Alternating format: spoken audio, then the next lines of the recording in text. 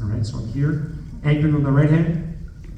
So now I'm celebrating the need for greater retraction due to my left shoulder experiencing resistance. If I want to choke down to make it worse, now I'm really having to fire it, okay? Maybe it'll be time for me to graduate from yellow band into red. But the cool thing is I'm getting extension and I'm consciously, with intention, trying to make my shoulder blade adduct. I want it to come to the midline of my spine. Doing it with just your arm weight won't be enough. After time, you have to progress and overload that movement. So it's all about scapular retraction, doing that with the use of air, not just gravity. Okay. We have soft tissue self-care. Where's our bucket of tennis balls? All right. Tissue, more cooperative. Keep in mind there's the coracoid process, there's a bone there, so we don't want to get too deep into the shoulder area. I'm just really finding my soft tissue just inferior to my collarbone, getting into the bulk of my chest tissue here. So I'm thinking all throughout the body three-dimensionally. So once I've done a little bit of pectoral mash, we'll say, now I want to get posterior. I'm going to take my ball to the medial border of my shoulder blade. So now I'm here. Right now I'm looking for the area of pinpoint sensitivity to the point where I'm going to sing the Lion King. Oh yeah. Okay, so I'm there. I'm feeling it, all right?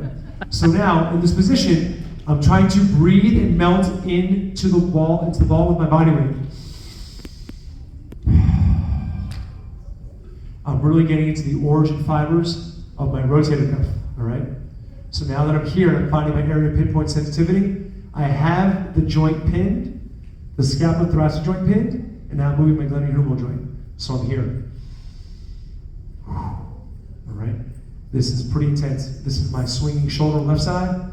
So certainly your dominant side would be maybe more sensitive than your non-dominant. So I'm working there. I may do another motion where now instead of me just doing flexion, now I'm driving the steering wheel, okay? And I'm getting different angles of the tissue. This actually feels more sensitive than the flexion does. Perhaps I'm going across and here. Now thinking beyond just the areas of the shoulder blade, how about your trapezius muscle? I now take the ball at my trapezius, and now that I have pressure on the ball, I'm going to use my feet and provide more pressure into my trap muscle. And then if the neck has anything to do with any shoulder issue, now I'm moving my neck upon a pinned trapezius muscle. All right? So I've attacked soft tissue self-care with the ball on my pectorals, on all my muscles, my rotator cuff, my rhomboids, and then my trapezius. Cool. Can somebody bring a foam roller, please? Okay. Now I'm here once again trying to melt and release. And my objective is to roll that way as I want to now go deeper now into my serratus tissue and into my lat. All right? Singing the Lion King again. This is a soft one, so I'm getting away pretty easy today. Now if you need to turn down or turn up to find your areas of sensitivity, do that. It's totally okay. But as we go into the lat tissue, all right, and get into the teres minor, you're really going to feel this. So I taught you some soft tissue self-care with the lacrosse ball for your pectorals, foam roller for your lats, your rhomboids, your rotator cuff, and your trapezius. So we're giving soft tissue self-care of all the areas around your shoulder. What do we have next? We have windmills we just did. Does everybody know what a back widow is? A back widow is a body weight based scapular retraction. So beyond using a TRX or doing dumbbells and kettlebell rows, watch this one. It's called a back widow. So I'm here now, knees are bent, and all I'm doing is firing and lifting. Trying to bring my elbows together. On the carpet, this feels great on my skin. Great. Where's those slider discs? All right, but that's actually, do we have 2 discs? Is there one more? Thank you. So this actually might be an enhancement to the exercise.